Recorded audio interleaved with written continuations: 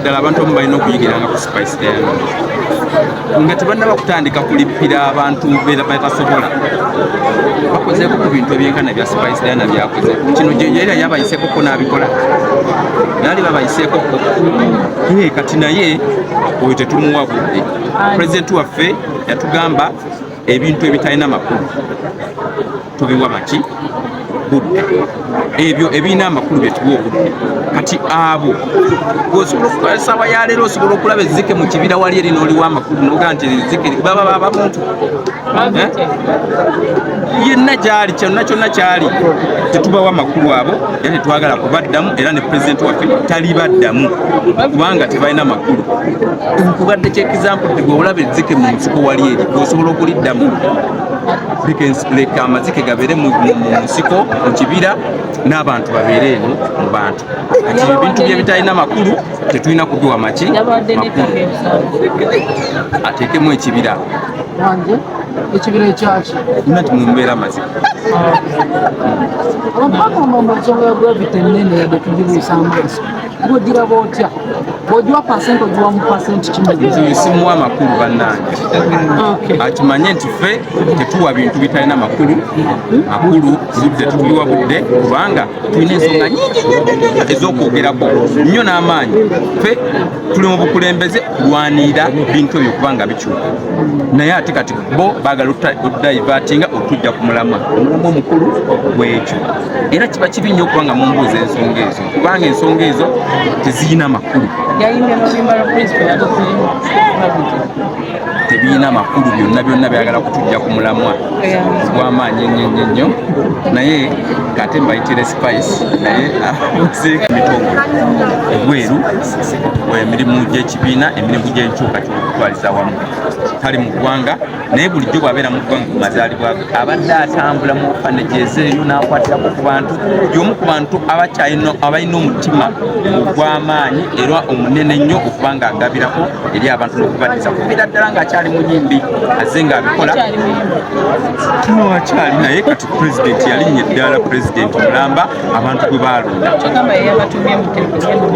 no ffe tumuyigirako inspirinze abantu bangi nnyo ffe fennyini atuinspirinze generation enfe abavubuka atulaze ettaala era atugudde amaaso okulaba nga ebintu byakola naffe twagala nnyo okutambula mu steps ze mu bigere ebyo naffe twagala okutambula byakola kati ku lunaku luno tugamba nti wabanga tasobodde kubaawo era nga tali mu ggwanga feka tukikole tulabe nga ekintu kye yatandika tekikomaawo kuba kugamba bulijjo teri kuzikiza kati naffe tetuzikiza ku birthday ye ne tukola ebintu byebimu naye byakola okulaba nga twongera ekintu kino mu maaso ne mu maanyi ag'amaanyi ennyo era nga mmanyi abantu kibakoze bulungi nnyo era kiwadde ekyokuyiga n'abantu abala bangi nnyo okulizaako eri abo abatalina okuwaako eri abatalina okugaba tekitegeeza nti omuntu olina nnyo kuba si ffe tusinga okuba n'ekingi ennyo kuba spice dance yasinga okubeera n'ekinene ennyo ennyo nyini ddala naye asobodde okukwata alina akatono n'akakola ki n'akawa abantu bano okulaba nga tukyusa ku bulamu bwabwe akatono ennyo akuwaakiri abali talina kitabo akifunye ate talina ngatto waakiri agikoze ki agifunye enkola eyo gyetwagala okutambuliramu naye nga njagala okutwala omukisa guno okwagaliza pulezidenti waffe amazaalibwa amalungi ennyo tusaba omukama katonda kuumire olabe ku lunaku lumu nga uganda eri free uganda ng'erimu abantu abatabonaabona nga uganda erimu abantu abalina emirembe nga uganda ekulaakulanye nga mu uganda temuli mwavu wadde n'omu ekyo kyolwanirira tusobole okukirabako ng'ate gwe pulezidenti w'eggwanga lino uganda eno movie watandika Hon.Zaake tournament wagitandika kyekya inspiring n'ekirala ebintu watandika emipiira tournament zino zatandikibwawo okulaba nga tuteekawo omusingi ogw'amaanyi ennyo okulaba nga tuzzaamu abantu baffe amaanyi kubanga emipiira gino gigatta abantu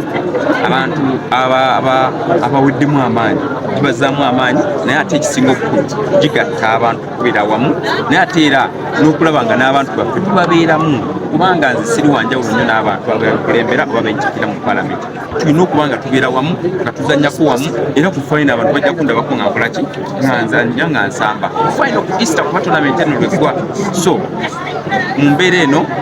twagala okulaba nga Zaake Foundation ebintu bino yabitandikira ddala buli mwaka bibaawo sino gwe gusoose buli mwaka bibaawo kati eno Zaake zivuge tournament 2024 ne 2023 yaliwo era bano be baawangula muluka guno so era egenda mu maaso naye wadde mubeeramu ebintu ebyenjawulo okukyankalanya kwadde tebagala tugere wano olwaleero ngera mumwana bakolumu nga nzimukirira abantu abali batalina mmere mu kiseera kya covid ne bampisa bubi so nolwe badde baagala okukyankalanya yeno abantu babasinza amaanyi esobola okulaba nga tubeera mu kifo kino olwaleero kyobola tutandise obudde buyise olwokuba basoose kutukyankalanyamuko naye ekirungi nti batulese ne tugenda mu maaso era olunaku tutambudde bulungi nnyo ne tusala keeke ya pulezidenti tugaba ebintu esipasidana nabawamu akapera era abantu basanyufu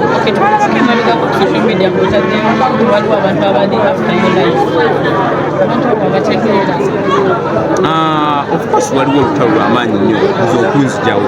mulumanyi kuviira ddala nga ntandika okubeera mu palamenti baagadde nnyo okunzita abantu lugunyiza emirundi mingi nnyo sikyajjukira na kujjukira nze emiggo ginkubiddwa bansakasa emiggo paka kuwulira bubi nakati simanyi oba bagenda kunziramu leero oba nkya bo okwagala okujja obulamu bwange bakyagadda naye nze mbagamba nga bulijjo ti Katonda ye yanteeka ku nsi kuno era amanyi lwenja okuvaawo era amanyi lwenja okulaba nga mpumula so abo bonna bonna abantisatisa nze sitidde nze wendi paka okulaba nga ntuukiriza ekyo Katonda kye yantondera naye ate era nze obulamu bwange bulinga kkapa ne bwenkuba otya siwulira ne bwenkuba otya nsigala ndi mulamu era nze noba nakuba batya nze nwanyisa mbeera mbi nwanyisa bukulembeze bubi nwanyisa ebyo abantu bange bye bantuma okula nga mbirwanira basobole okubifuna kubanga eno yenyininyini gye tuli ekintu kyensinga olwanira eno gye tuli tuli mu kitundu kino gye nava naye baagala okuteekayo amasannyalaze olw'okuba gye nva era wano obudde webuziba tukola twagala tukola interview ng'obudde buno bukyali nga final tenaba nakugwa olw'ensonga nti wano waliwo nzikiza baagala okuteeka amasannyalaze olw'okuba eno gye nzaalibwa